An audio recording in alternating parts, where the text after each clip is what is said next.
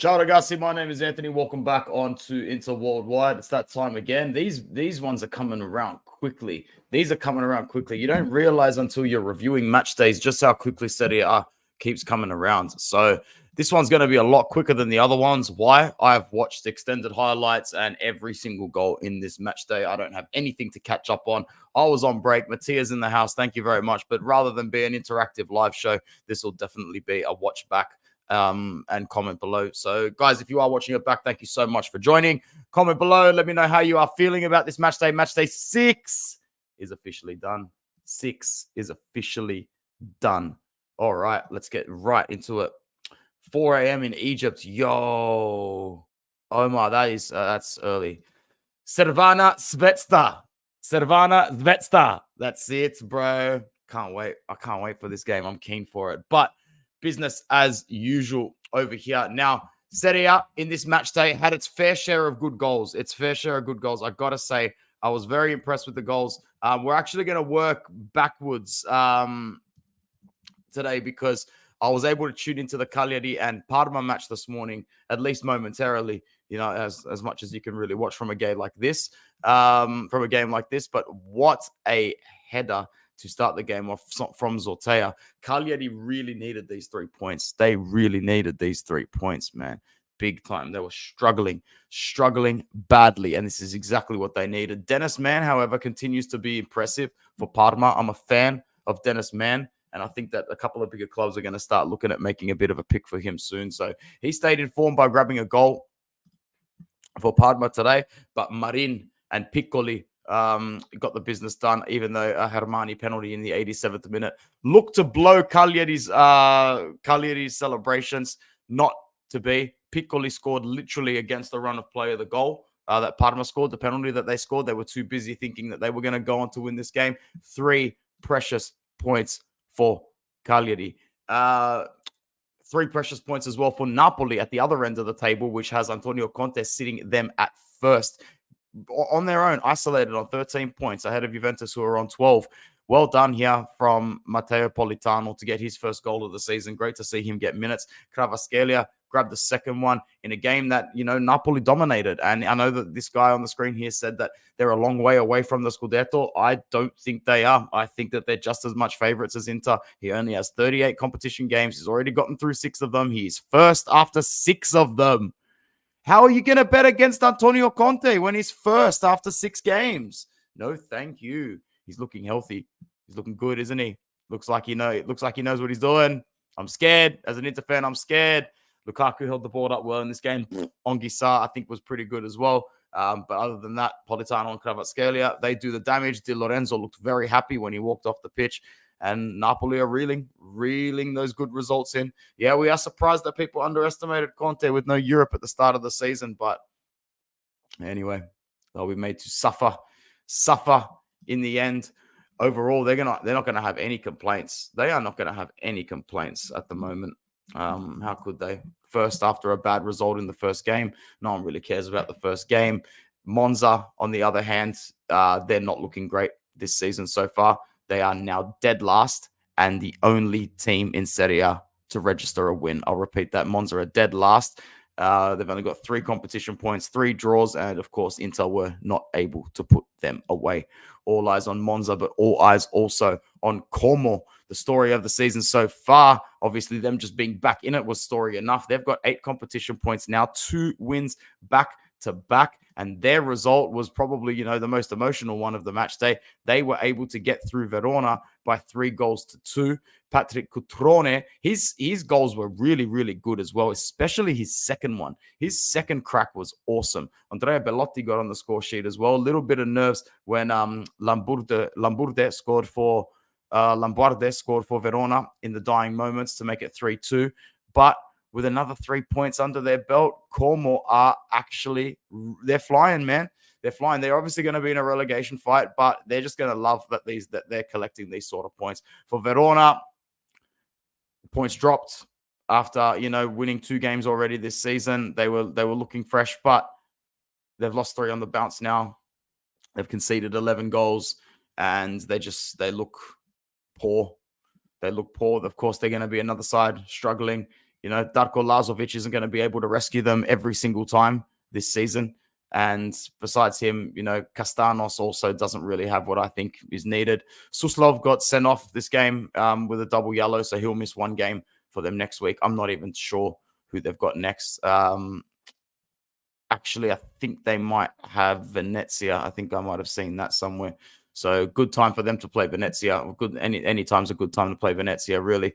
But anyway, let's move on. Great win for Como, and have a look at look what it means to these fans. These fans that traveled to Verona for this game. I think, or were they at home? I don't think they were at home. Or even if they were at home, yeah, they were at home. Even if they were at home, I don't think they're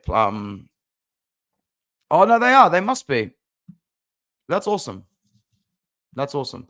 We're losing points too easy and too unnecessary. That's why I've left us for the back of this stream today. Oak Tree should have got Inzaghi just 2-3 signings positions, even free at low cost, and we would have been in a better position. Yeah, 100%, bro. Don't skip on the inter-worldwide content because I'm going to continue being very critical of this side. Man, Ivan Juric's Roma, they're in for a painful few games this season. Speaking of Venezia, they had Roma on the absolute ropes, and it didn't look like it was getting any easier for them as the game went on. In fact, Venezia almost made it 2-2 just underneath the hour mark.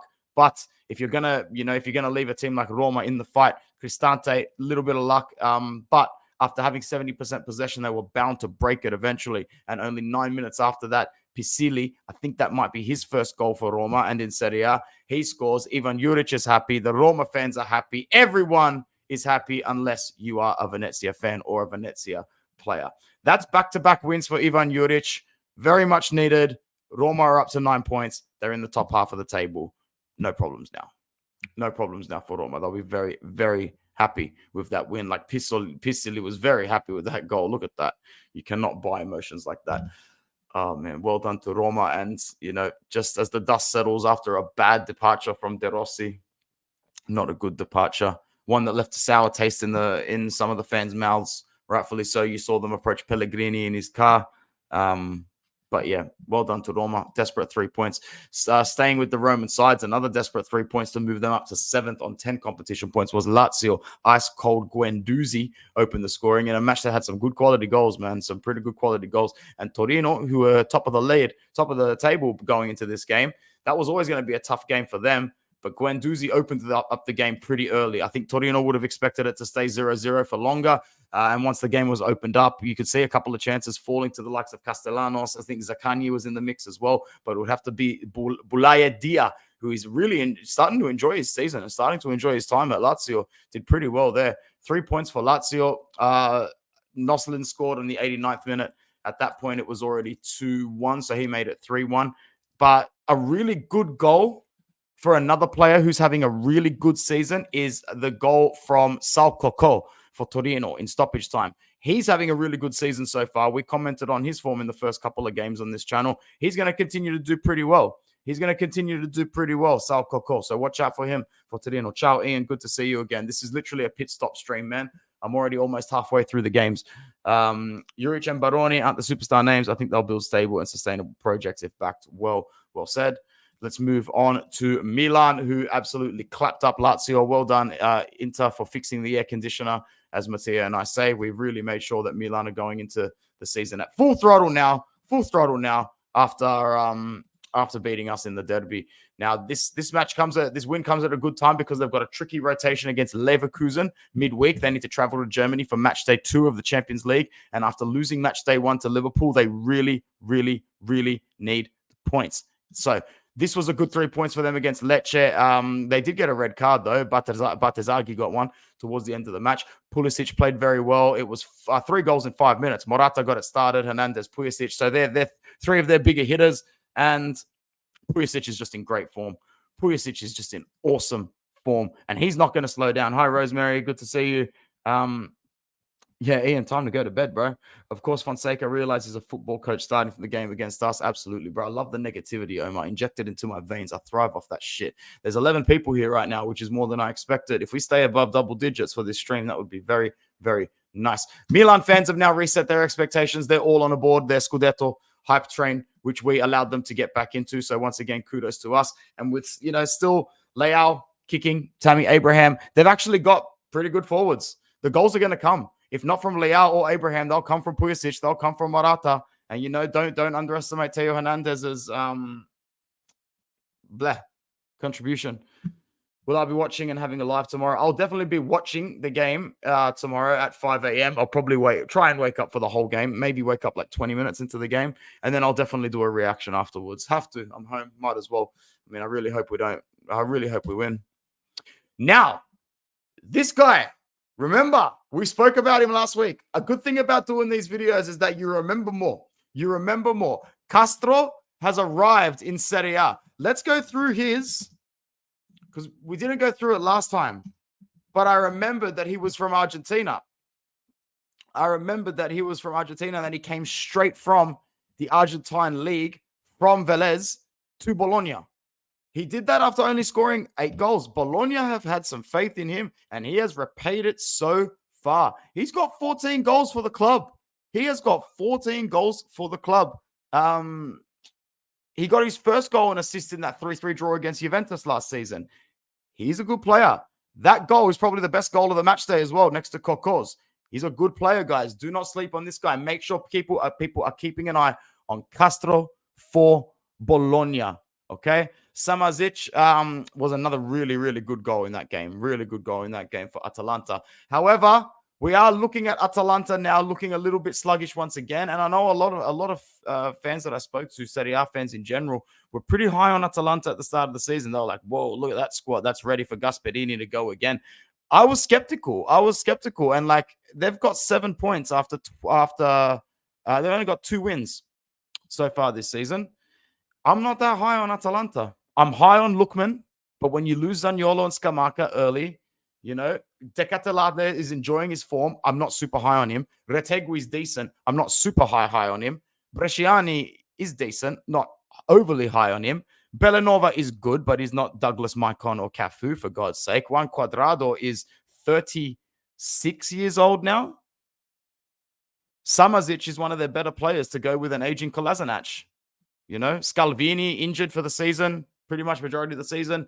This Atalanta side had their shit shook big time. Juve Cornercast is here. Yo, my chats are getting flooded with Juventini lately. It's the only time I'm ever happy to see them, ever in my life.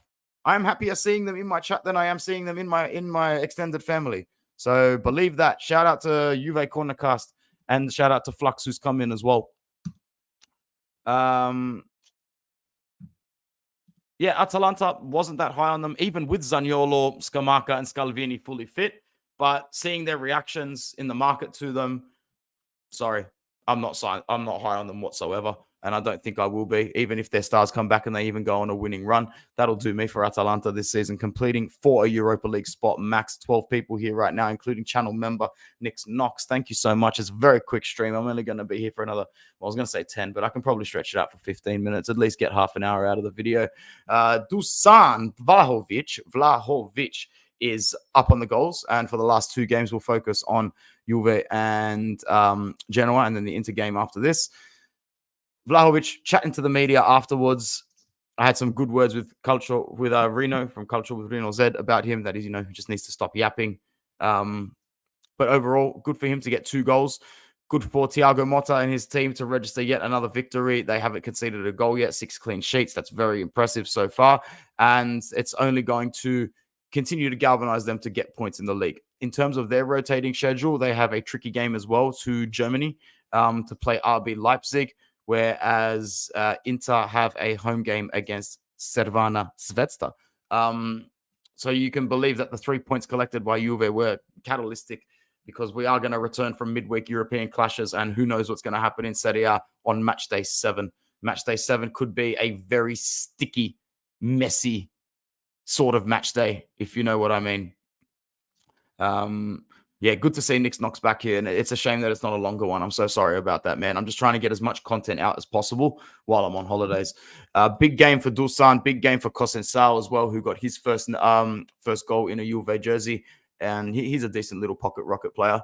Overall, I think that with, as I said, like with the European rotation, it was just fundamental for the likes of Milan, Juve, and Inter to really get their points in this match day.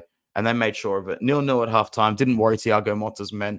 Once they got one, they continued to go. And that's a testament to them this season as well. Enough nice talk about those assholes, to be honest, though. Let's move on to from one overpaid forward to another one. Lautaro scored 2 goals as well to match Dusan Vlahovic on the weekend. He got off the mark for the season. And Lautaro really needed that. His second goal was a really, really good strike. Hit it across his body, basically with his right foot after teeing it up really nicely. Thuram took the ball down from a good ball from Bastoni. And great little touch by Lautaro to open up his body. Hit it across his body to the far left post to him, right post to the goalkeeper. And that made it 3-1 to Inter. And at that point, it looked pretty safe. We had a nice little scare at the end. Pazza Inter liked to return a little bit. I was doing the nice little circles around my house in stoppage time. Now, but it was good to see us get the 3 points. Very good to see us get the 3 points because, like I said, we really bloody needed that going into a European rotating round. Let's have a look at the table.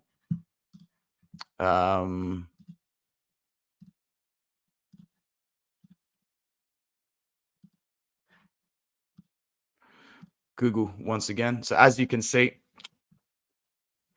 the top 4 sits like this at the moment. It is top 4 that goes through the chat. Oh, no, Italy's got the 5th place Champions League this year anyway, so I don't think anybody's worried about that. Napoli on 13 points, 4 goals against. I'm just going to focus on goals against at the moment. Juve on 12 points, 0 goals against. Milan, 11 points, 7 against. Pardon me. Inter, 4th. Anthony, how do you feel about us leaking goals a bit of late? I feel arse about it, to be honest. Like I said on Reno's channel today, and it also cross-streamed to our platform, so if you can watch it there. Inter's going, with an aging backline and goalkeeper, we're going to leak more this season because we're just not as focused in the league as we should be. Look at the focus we had against Man City compared to the focus we're having in the league. So, yeah, I am worried. Yes, the table seems a little depressing currently, but we shouldn't really be looking and focusing on the table too much at this point of the season anyway. Let's go back a couple of things. It's way too big for me to just focus on those sides. Torino and Empoli round out the European spots on 11 and 10 points each. Good season so far for Empoli. That's the one game we forgot to include in the slideshow. Empoli, Fiorentina, 0-0. Big problems here for Fiorentina after that win against Lazio. They are not doing well at all. We're not going to talk about that game. We'll focus a little bit more on those sides next week. But Empoli, along with Juve, are the only undefeated side in Serie A, which is just awesome. They also got through in the Coppa Italia second round against Torino. Empoli are enjoying a good season. We spoke about them a little bit last week. You know what? They'll probably get some more airtime here, to be honest. Well done. Lazio's win brings them up to 7th on 10th. Udinese's loss drops them, remaining on 10 points as well. Their 2 losses on the bounce back down to earth for Udinese. Roma's 2 wins on the bounce under Juric puts them in 9th position. Como's 2 wins on the bounce puts them in 10th position. Como, screenshot that. You're in the top half of Serie A in 2024. Screenshot it because it could get tricky from here. Fiorentina and Atalanta would probably wear the underperformers of the season so far. Bit of an oddity in the Parma Cagliari game. I actually don't know if I've seen this before. Parma equalizer and Cagliari winner. Yeah, so Cagliari just literally kicked off and scored straight away. Parma barely looked like they'd finished running back. Barely looked like it. Atalanta have got 1 win in 5 games. So do Bologna, which is why they both look shitty on 7 points at the moment. Verona, Parma, Cagliari, Genoa start off what we might start to call struggle street. Anything from, struggle street could still include Bologna this season. Those are your struggle street clubs, maybe with a Como thrown in there as well if things go sour. But you're really drifting into the ends and the sticky parts of, when the sun goes down, don't go down those alleys. Lecce, Venezia, Roma. And I think Gilardino and Genoa this season are going to have their work cut out for them. I think that you're going to see some struggle. Let's have a look at the fixtures coming up. And that'll pretty much finish us off for today on what was another nice little live stream. We've got double digits, which is always nice. Didn't expect that to happen, but this was more just so because as I saw the last game, I'm like, oh shit, I got to put a match day. Got to put the match day out. Couldn't believe how quickly that came back across.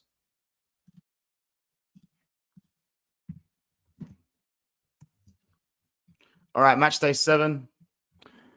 First game is a Saturday at 2:30 in the morning. For me, I definitely will not be watching that game unless I'm probably still awake from my best mate's wedding, which I could be.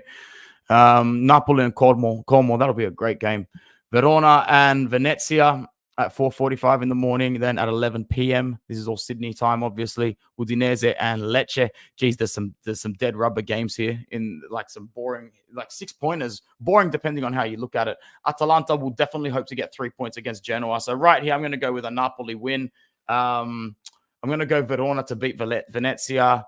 Udinese and Lecce to end in a very low-scoring draw, 0-0 or 1-1. Atalanta beats Genoa in this game as well. Inter has a very tricky one against Torino, and I think they're going to make it tough for us. I'm actually going to go against the grain and predict after a Champions League win to Red Star that we actually drop points 1-1 or 0-0 in this game. Juventus are going to beat Cagliari, Lazio, and Empoli. That'll be tough. Empoli might be able to get a 0-0 or a 1-1 out of that. Bologna and Parma, and again, another tough one to pick. I'm going to go with a draw there as well, maybe 2-2. Monza and Roma. Monza could get their first win of the season against Roma. That's another unpredictable game. I'm not sold just yet on Roma's resurgence, but I'll probably go 1-0 to Roma or 2-1 to Roma. And Milan are going to beat Fiorentina away from home because they have all the momentum, and Fiorentina suck at the moment. Great stream, great crowd, great chat.